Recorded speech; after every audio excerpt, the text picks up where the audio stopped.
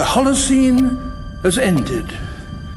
What we do now and in the next few years will profoundly affect the next few thousand years.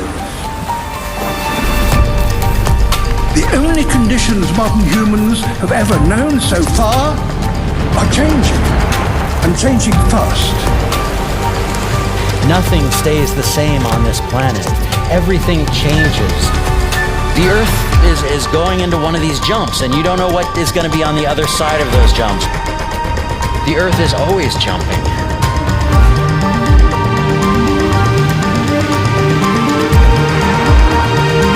Things move on this planet. Things are not still. Everything is turning.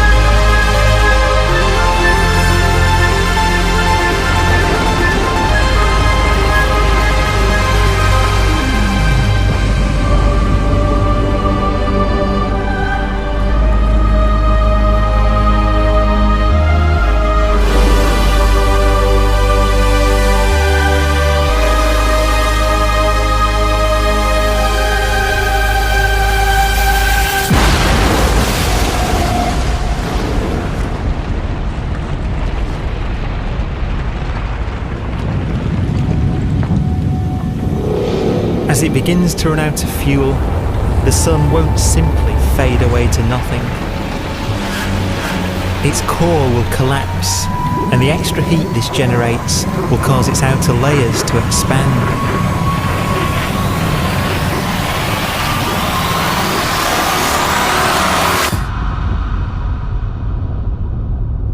The sun is now dead. Its remains slowly cooling in the freezing temperatures of deep space.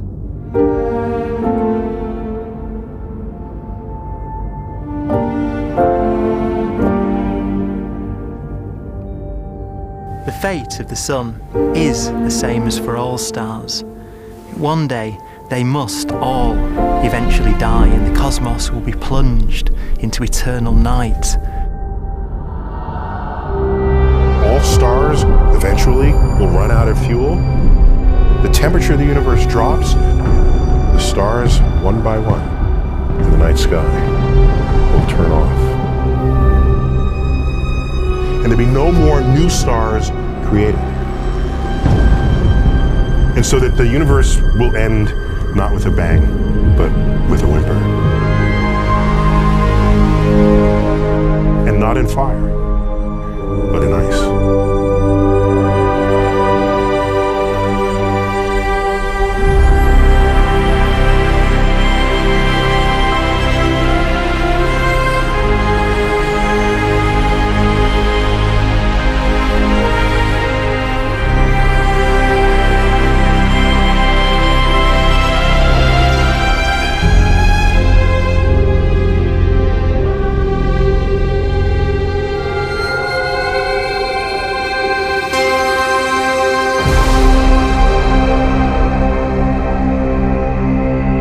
With no fuel left to burn, a white dwarf's faint glow comes from the last residual heat from its extinguished furnace.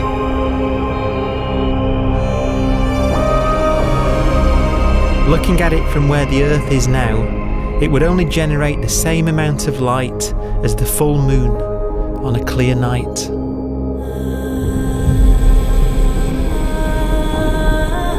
The faint glow of white dwarfs will provide the only illumination in a dark and empty void littered with dead stars and black holes.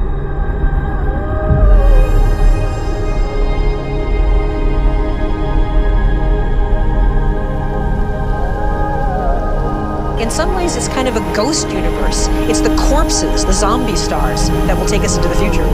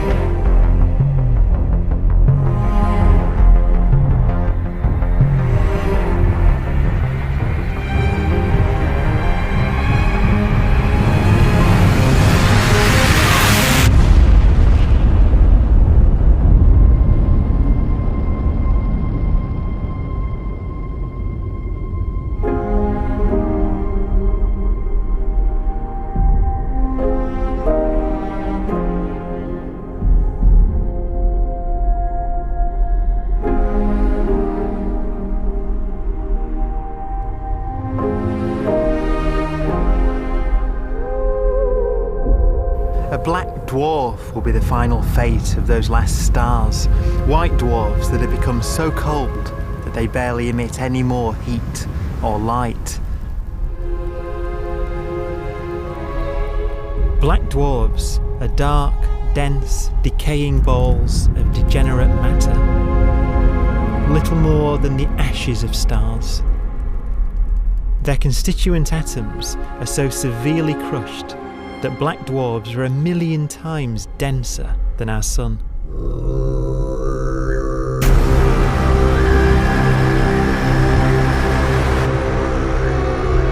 Stars take so long to reach this point, we believe there are currently no black dwarfs in the universe.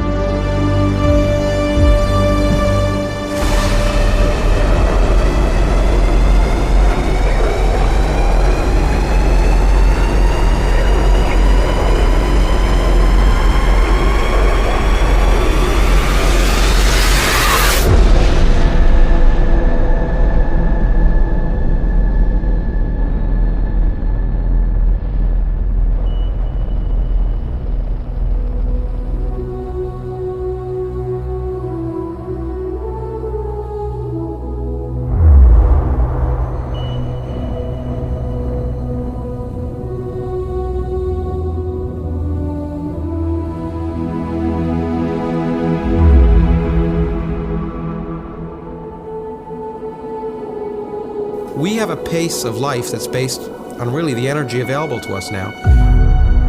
You could imagine living conscious systems which have a very different pace and therefore can extend out at least a lot farther than you'd imagine otherwise. You could have a living system where if it had a thought every 10 trillion years, that would seem normal. Even if our life dies out, one could imagine at some time arbitrarily far in the future, a fluctuation occurs which allows intelligent life to exist again for a little while. So you might have islands in time of intelligence.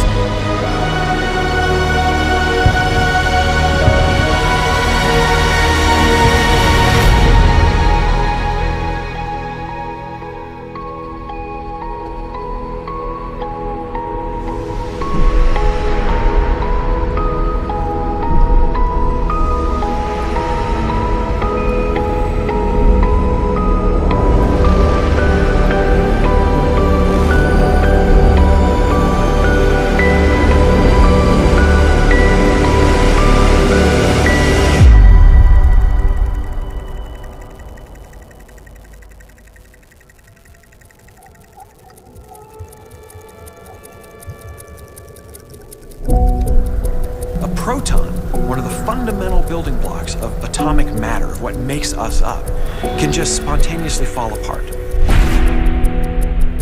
Any material that evades the pull of a black hole eventually dies away as its protons disintegrate.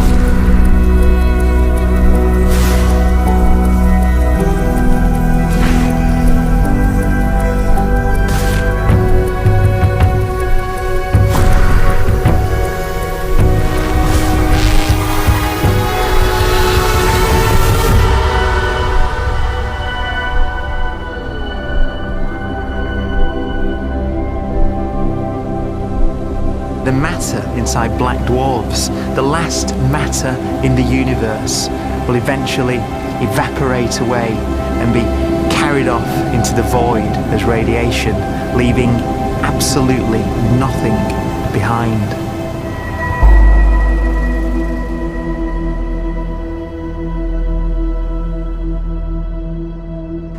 With the black dwarfs gone, there won't be a single atom of matter left. All that will remain of our once rich cosmos will be particles of light and black holes.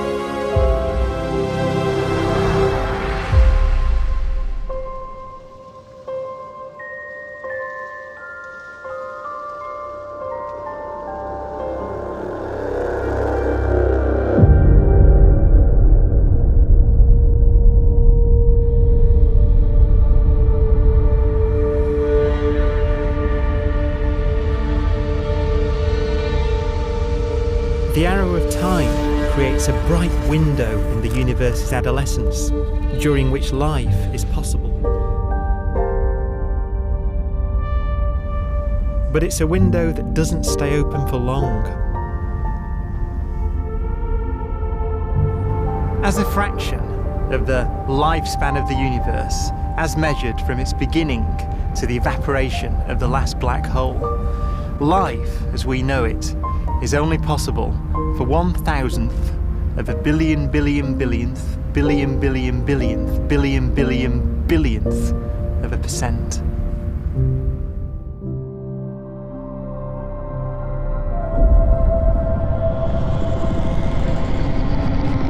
Black holes become the fundamental building block of the universe. A galaxy will basically be a supermassive black hole in a center with smaller black holes orbiting it. Zombie galaxies filled with black holes continue to evolve. They'll eat each other and they'll get bigger, and maybe they'll fall into the supermassive black hole and it'll get bigger. The universe will still be an exciting, dynamic place. It's just that the timescales you're talking about are now trillions of years instead of thousands or millions of years.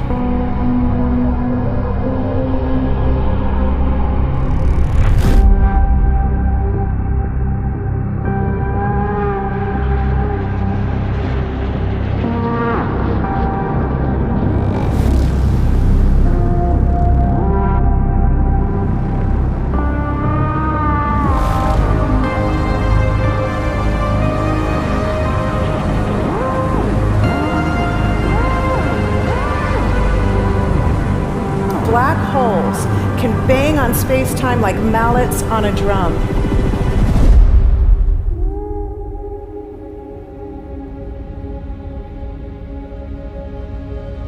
And they have a very characteristic song.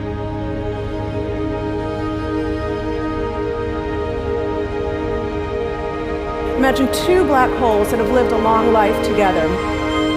At the end of their lives, they're going around each other, crossing thousands of kilometers in a fraction of a second. As they do so, they leave behind in their wake a ringing of space, an actual wave on space-time.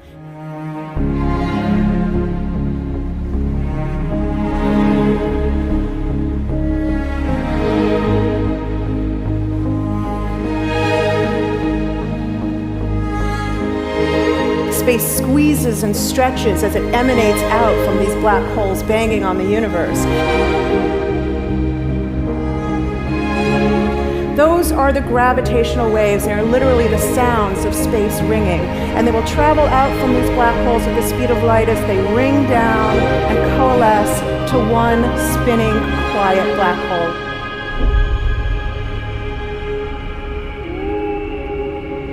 If you were standing near enough, your ear would resonate with the squeezing and stretching of space. You would literally hear the sound.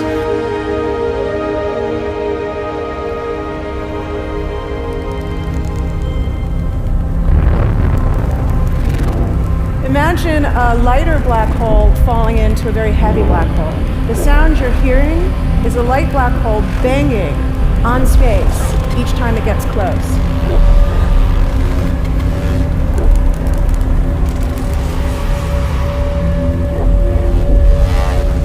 As it falls in, it gets faster and it gets louder.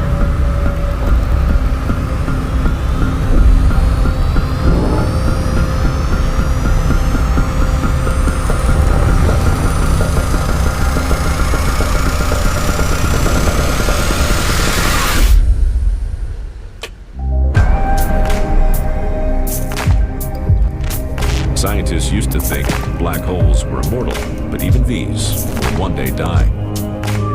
Now we're talking about timescales of unimaginable length, quadrillions of years into the future.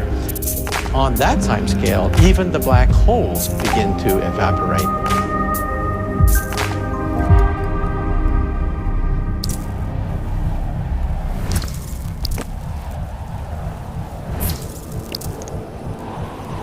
According to quantum mechanics, space is filled with virtual particles, antiparticles, that are constantly materializing in pairs, separating, coming together again, and annihilating each other.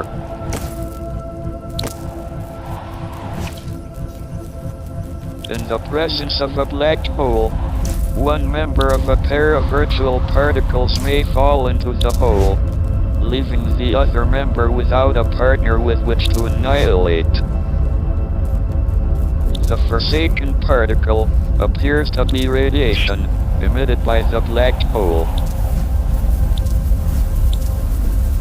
And so, black holes are not eternal.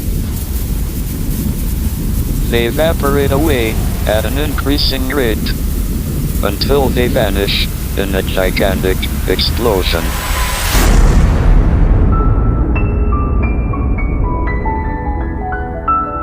Quantum mechanics has allowed particles and radiation to escape from the ultimate prison, a black hole.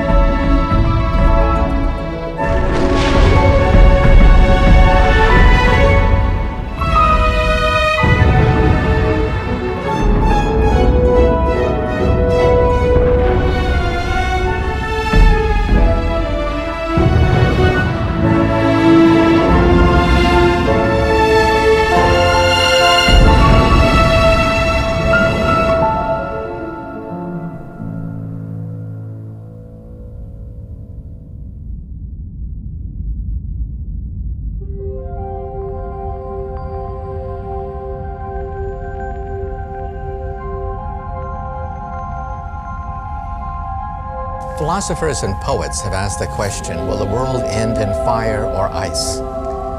We can now give an answer. The latest evidence shows that the universe is not slowing down, but it's speeding up out of control. And the universe, we think, will die in ice. Trillions upon trillions of years from now. Empty space itself has energy. In every little cubic centimeter of space, whether or not there's stuff whether or not there's particles, matter, radiation, or whatever, there is still energy, even in the space itself. And this energy, according to Einstein, exerts a push on the universe. What is the weird stuff that's accelerating the universe? We call it dark energy. And this stuff is the dominant stuff of the universe. Almost 3/4 of the matter-energy content of the universe is this dark energy. And we don't know what it is. Dark energy, unlike matter or radiation, does not dilute away as the universe expands. This has crucial implications for what the universe is going to do in the future. So what will be the future of the universe? Well, if the dark energy remains dominant and repulsive, the universe will expand forever.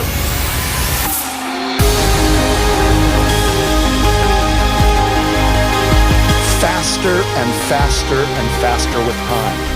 A runaway universe. 70% of the energy of the universe resides in empty space, and we don't understand why. But we do know what will happen. If that energy continues to be there, the universe will become cold and dark and empty.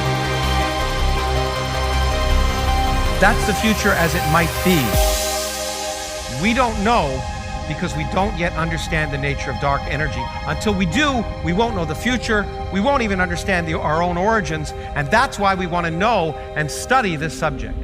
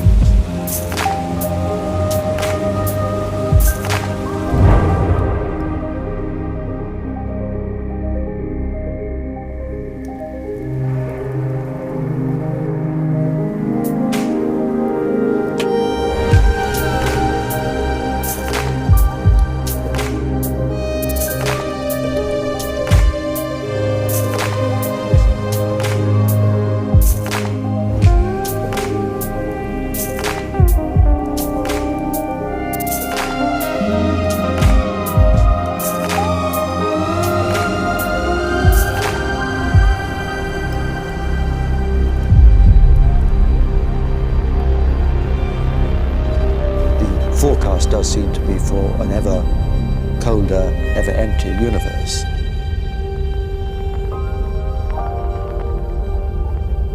But then, of course, we have to ask, could that end lead to a new beginning?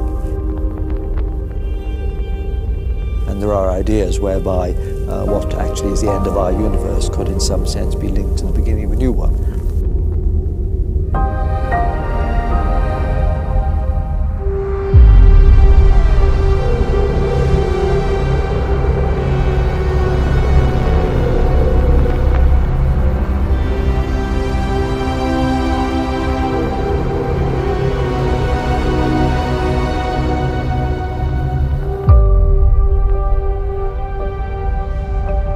We've worked out the mathematics, the equations. They seem to say that if you have an atom smasher that can concentrate tremendous amounts of energy at a single point, you can perhaps open up a gateway, a baby universe.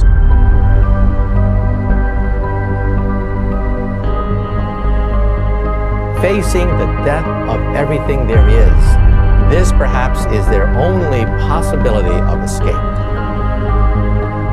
And this also raises a very intriguing possibility, sheer speculation of course, that perhaps any universe that has intelligent life in it will create baby universes, will create lifeboats, and proliferate child universes.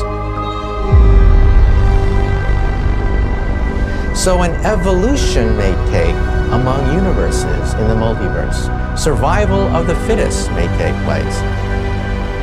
So those universes which do not have intelligent life are infertile. They have no children. But Those universes that have mild temperatures, stars like us, would create civilizations that could open up child universes, and they would then proliferate.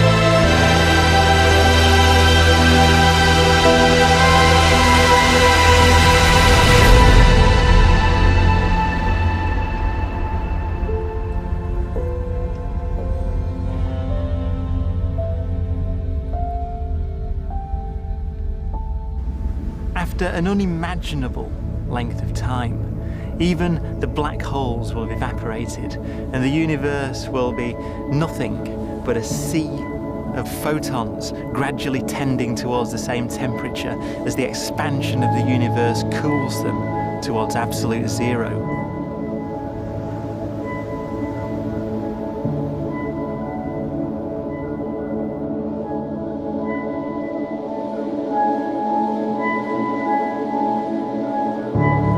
Once the very last remnants of the very last stars have finally decayed away to nothing, and everything reaches the same temperature, the story of the universe finally comes to an end.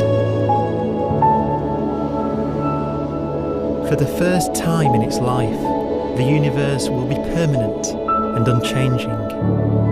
Entropy finally stops increasing because the cosmos cannot get any more disordered. Nothing happens, and it keeps not happening forever.